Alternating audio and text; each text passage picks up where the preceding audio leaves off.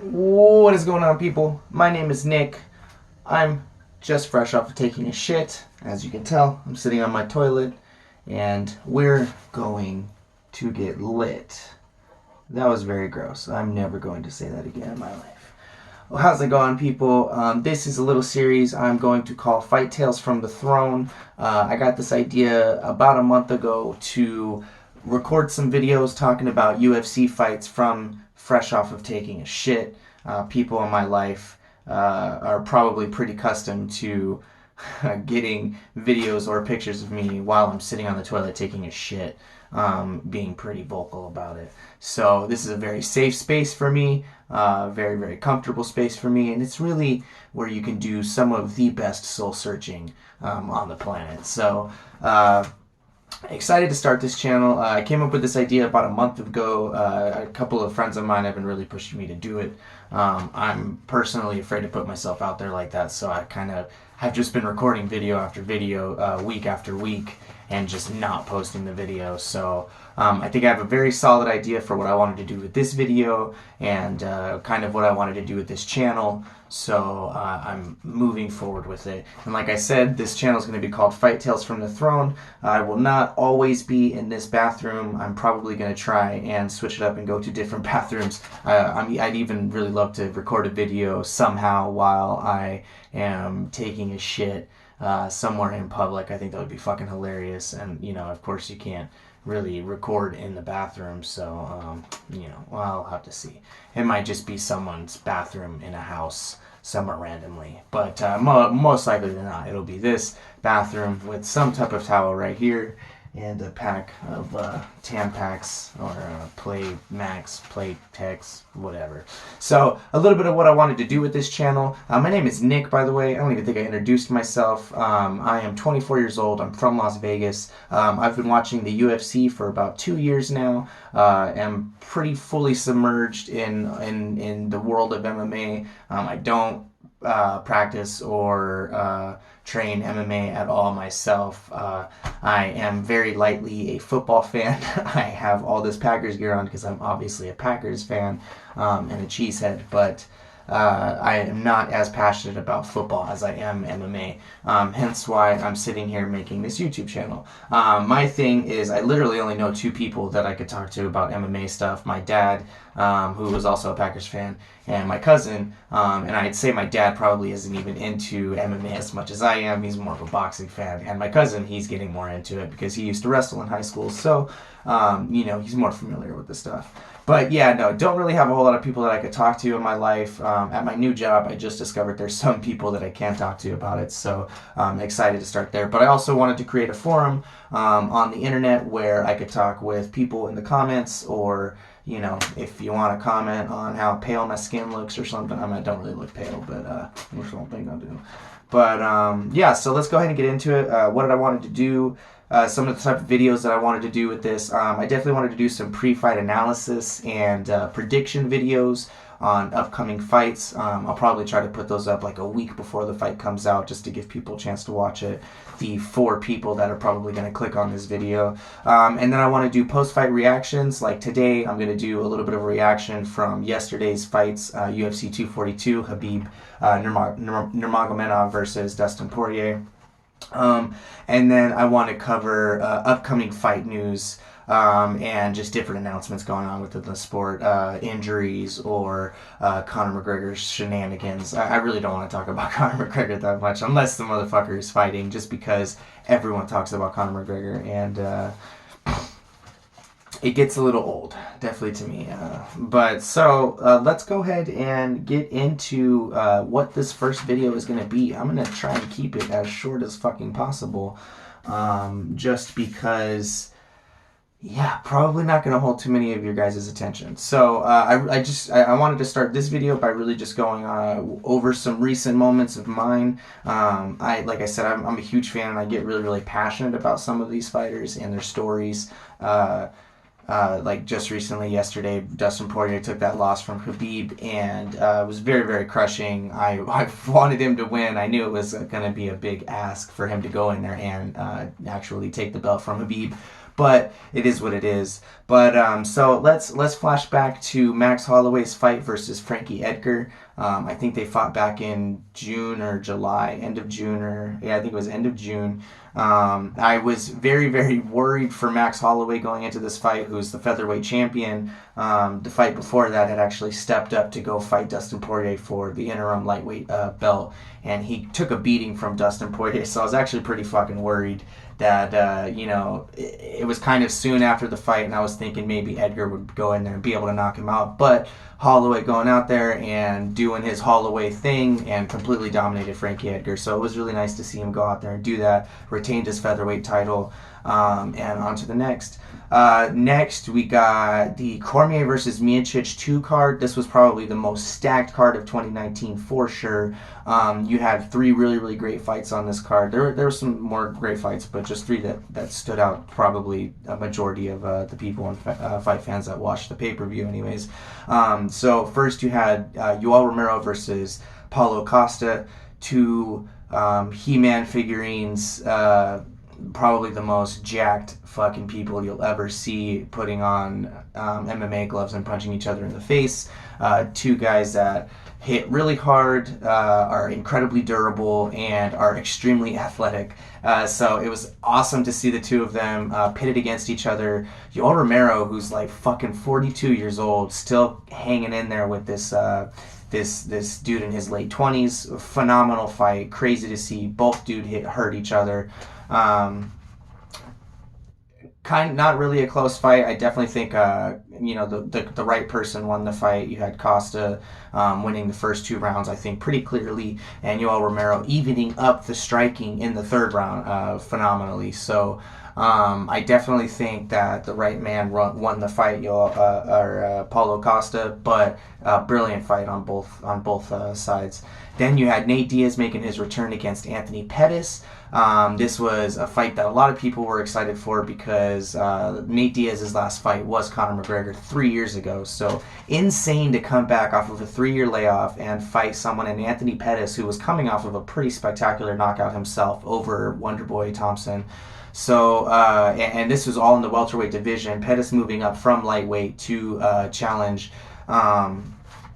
Stephen Thompson in the welterweight division, and he knocked him out cold. So you had Anthony Pettis' coaches also coming into this fight saying that this was the best camp that Anthony Pettis has had throughout his entire career. And Nate Diaz, being Nate Diaz, went out there and completely dominated him for 3 rounds. I do not think there was at one point in the fight at all Anthony Pettis was ahead on the scorecards or even looked to be close. So insane for Nate to come back after 3 years and do that. But I mean, it's Nate fucking Diaz, man. So I'm gonna put a pin on that. We're gonna be talking about Nate later on in this towards the end of this video. To the main event for this, Stipe Miocic coming back and knocking out Daniel Cormier was something I did not expect, but was something as terrible as it is, I was really hoping for. I'm a huge Stipe Miocic fan, so last year when the Daniel Cormier versus Stipe Miocic fight 1 was announced, I got incredibly excited and thought for sure Stipe was going to win that fight. Instead, Daniel Cormier switched the fucking lights off like Stipe did not pay his power bill. So he put him to sleep, took the belt, and held onto the belt. He defended it once. I think definitely Cormier legitimized himself as a champion in the division. I usually don't believe you're a solid champion until you at least defend your belt once. No, knocks to Jessica Andrade or anything like that. But yeah, no. So he fought once in between. Then Stipe took the entire time off between the first and second fight. Comes out in the second fight, gets beat up pretty good in the first and second round. I think he lost. A lot of people were saying Stipe also lost the 3rd round. I think Stipe was actually starting to come back and even might have won that 3rd round. And then the 4th round, man, Stipe coming out with that immigrant mentality, switching it up, making a championship adjustment, going with the left hook to the body, totally just zapped Cormier's stamina and ended up hurting him really bad somewhere near the end of the round. And boom, boom, boom, was able to put them hands on him, put that motherfucker down and reclaimed his belt to become the most winningest UFC heavyweight champion of all time. So phenomenal. Super excited to have my boy back in the top. I feel like balance has been restored in the MMA world, at least in the heavyweight division. And then you had last weekend Zhang Weili facing Jessica Andrade for the women's strawweight title. A title I did not feel belonged with Jessica Andrade. She had what some would call fluke fight against Rose Namajunas, who was the undisputed champion before that, and was losing the fight up until the point she was able to put Namajunas in a bad situation, dunked her on her head, and knocked her out. Won this fight. A lot of people really, because Zhang Weili was so unknown, were kind of just anticipating maybe Jessica Andrade was going to go in there and just knock her out. But Zhang Weili, man, a lot of people were sleeping on her. She's a very, very well-rounded fighter. Has only lost once, lost her very first pro fight, and has gone on a 20-fight win streak since then. So phenomenal fight. Literally lasted less than a minute. Zhang Weili, Jessica Andrade came out very aggressive as expected. Very one-dimensional. Came with just hook. Zhang Weili countered and put some fucking knees in her ribs and elbows and punches on her face, and was able to knock her out and become the first ever women's Chinese champion, but the first ever Chinese champion ever. So very huge for the sport of MMA out in China, especially since that's obviously where many martial arts originated. So phenomenal. And she's such an awesome person from what I can see on social media. She seems really, really cool and chill.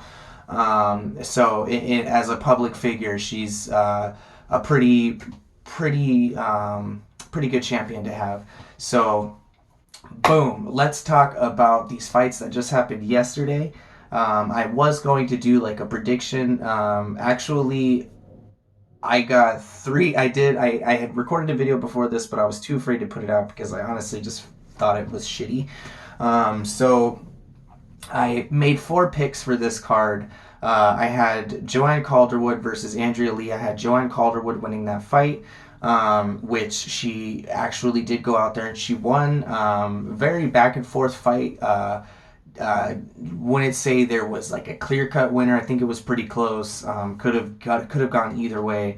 But definitely excited to see 2 really, really gritty contenders in the flyweight division, especially since flyweight is being dominated by Valentina Shevchenko right now, who is killing girls. Like, she's just murdering people. So really cool to see those 2 ladies up in there. JoJo wants to go for the title shot, but I honestly do not think that she's ready yet. I think that Shevchenko is just too much for her right now. I think JoJo should definitely get a little bit more experience under her belt. That being said, she does have a lot of fights in the UFC. All 4 of her losses have been in the UFC.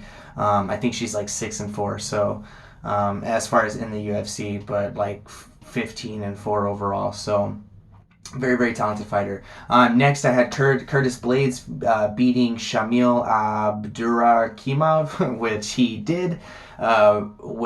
Made it look pretty easy. There was several points in the fight where Curtis Blades was kind of coming in for the takedown, very sloppy, and I wasn't sure, if he was going to let himself get caught, just because he has got caught before against opponents like Francis Ngannou and stuff. So, was able to ragdoll the hell out of Shamil and ended up getting the finish in the second round. So definitely showing that Blades is definitely someone in that division, the heavyweight division, to reckon with. He's got phenomenal wrestling and great top control, and is a finisher too. So excited to see him win. So my third pick, I had Paul Felder over Edson Barboza. This also actually happened. Very, very close fight. I think could have gone either way. Many people saying that Edson had kind of edged Paul Felder out, but Paul Felder got the judge's decision. So phenomenal fight there. It is exactly what I thought it was going to be. Both guys coming out incredibly violent, putting it on the line, doing a bunch of spinning shit, and tiring each other out. And it was very interesting to watch this card. I've never watched an Abu Dhabi card before, or had even other paid attention to other Abu Dhabi cards. Yeah, I don't think I'd watched any Abu Dhabi card before.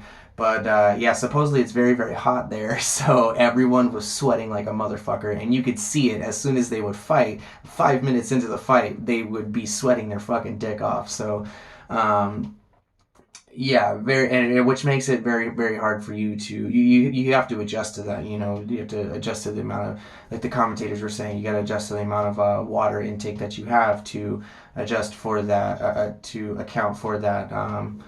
For that sweat loss, you know. So awesome to see Paul Felder just powering through the lightweight division right now, getting a lot of decisions. Not as much of a finisher as he used to be younger in his career, but he's a very, very durable, tough, and exciting fighter to watch. So.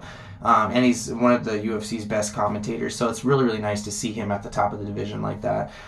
So finally, we have the main event, which was Khabib Nurmagomedov versus Dustin Poirier. I had picked Dustin Poirier. I was going with underdogs in these last two fights, and was really, really pulling for Dustin Poirier to win, even though deep down I wanted Khabib to win just because I want to see Khabib versus Tony Ferguson so bad. That fight was announced probably 2 to 3 times. Right when I was becoming a I was becoming a UFC champion myself. You know, I just gave up on it. I was like, I'm gonna start analyzing fights instead. No, I was becoming a fan, and Habib and Tony Ferguson were rumored, and that fight just always fell through. So it's something that me and like thousands of other people want to see too, millions of people, I'd say. So. But yeah, so Khabib went out there, dominated in Khabib fashion. There was not anywhere at any point where Dustin Poirier was winning that fight. And I was telling my cousin this. It's a really, really sad thing for Dustin. Like, I was heartbroken for Dustin, but for you to go into a fight and literally everyone is telling you, like, or you're hearing from everyone that there's no shot in winning this fight. There's nothing that I can see you offering to win this fight. And for him to go out there and all of that to come true has to be the most devastating, has to have the most devastating impact on his career. So so much so that he was even considering retiring after this. So definitely heartbreaking to see that. You know, someone like him who's kind of a journeyman like Michael Bisping, to see it take him so long to get to the title and to actually get there and come up short has just got to be the most soul-crushing thing ever. So definitely heart goes out to Dustin Poirier, but you have got to give it to Khabib, man. That dude is fucking unstoppable. The way he just be wrapping up people's legs and stuff, like, I'm good. Like, I'll stay home. I'm not gonna, I'm not gonna subject myself to that dude's top control and pressure, and it's amazing how you know exactly what he's gonna do, but because he's so effective in the way that he does it, and like Dustin was saying, his balance is so well, his weight distribution is just perfect. Everything works together so well. Even the best of strikers, and I feel like even the good wrestlers just still are constantly worrying about that takedown, which just fucks up your whole game. So crazy to see. Like, I feel myself kind of like wanting Khabib to lose now, but which I feel like a fucking sinner for saying that, but definitely a dominant champion, and it's great to see him making a shit ton of money too. I think he made more money in this fight with Dustin Poirier than and a lot of this has to do with the fight being in Abu Dhabi. You know, there's some shady shit going on over there, but the fact that he was able to make almost 7 million for this fight, just to show and to win, is phenomenal. Not even regarding whatever he gets for pay-per-view points, however the fuck that works. So phenomenal. Great to see him get paid, probably more than whatever Conor McGregor's ever gotten paid. So upcoming fights that I wanted to look out for, or I think that you guys should look out for, ones that I'm definitely really, really excited for. And a lot of these are coming up on ESPN too. So definitely keep up with your cable subscription. That was my battle, was once it went from Fox to, I had everything set up. I was using my friend's Fox, or, you know, DirecTV and all that. And then they switched over to ESPN, and I had to get my own TV streaming service.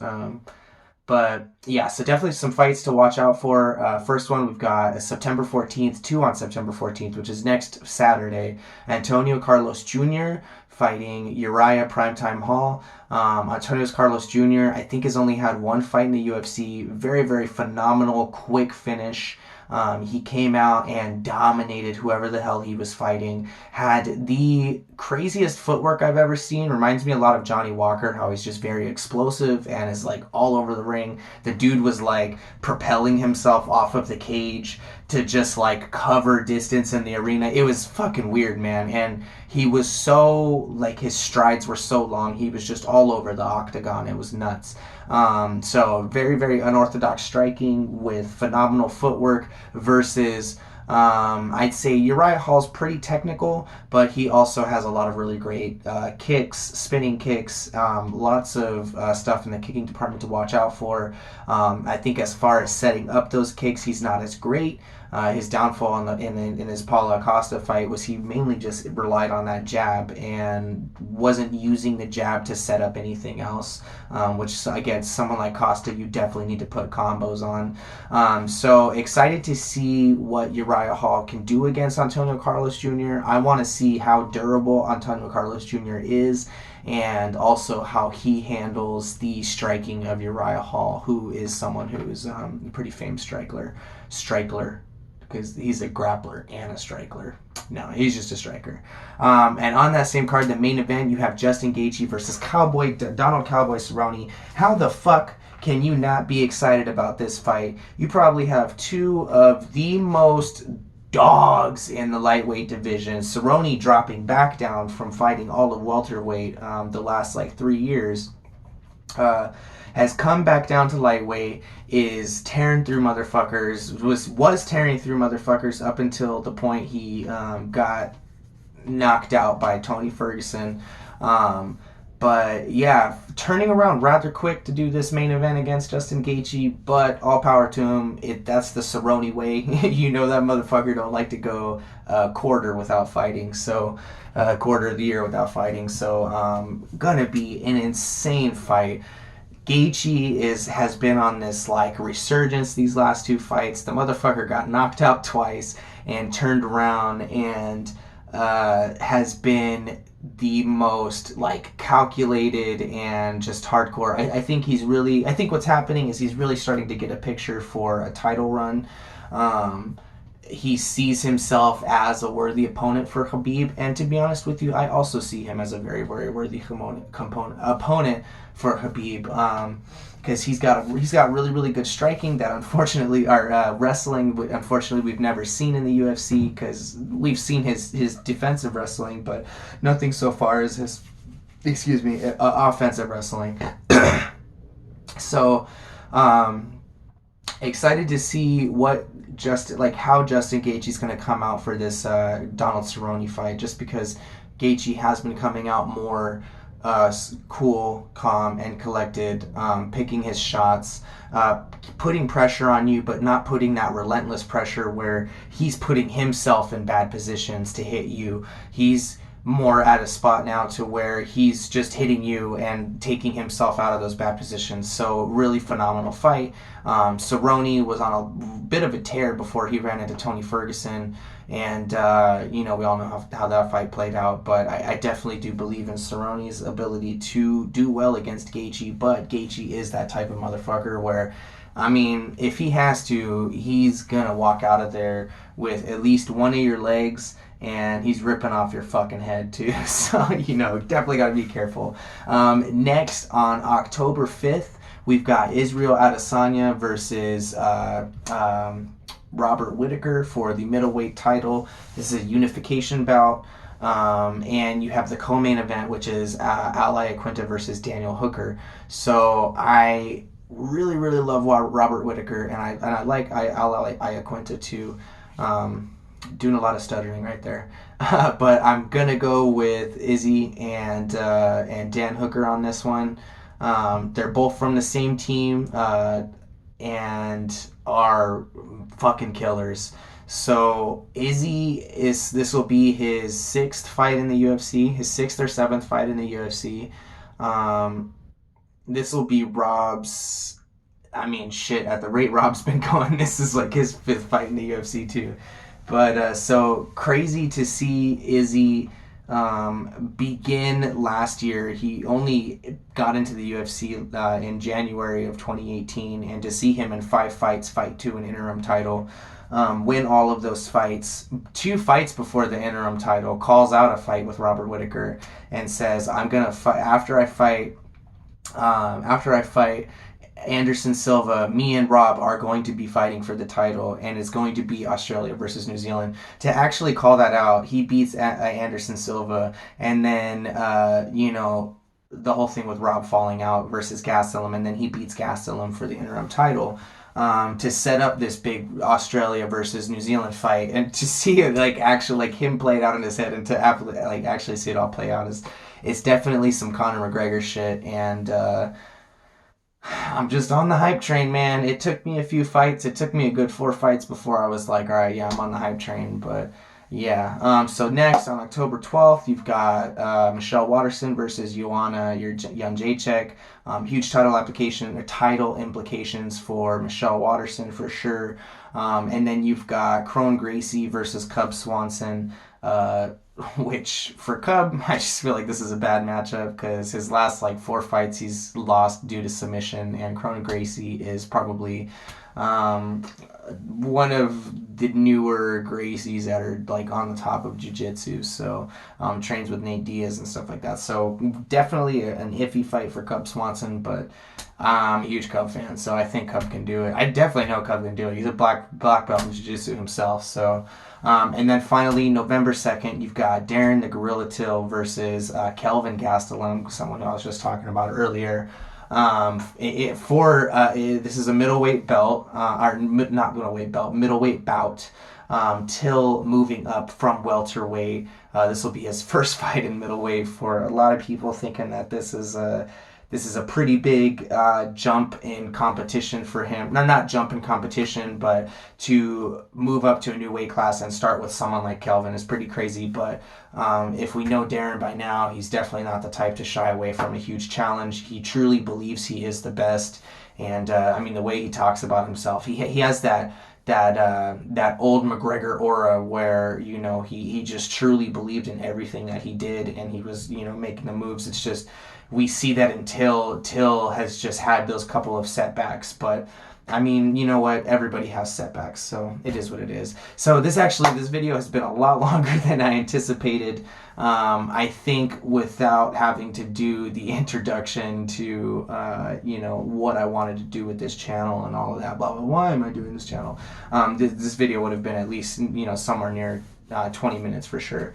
And I just like to hear myself talk, so I was like, you know what I'm saying? So I'm going to pinch off this last little loaf real quick. I'm actually out of toilet paper, so I don't know what the fuck I'm going to do, but I will definitely, I'm going to post this video today. I'm probably going to do minimal editing if I'm telling you this by the end of the video. So you know this, you've probably watched the entire video by now, but yeah, no, I'm just going to do this with minimal editing. I don't really have the software to do any hardcore editing right now, so that's why I really kind of wanted to, I'm talking fast and all of that, so I'm definitely going to pinch this off right now. Let me just do a little courtesy flush, and I'll talk to you guys next.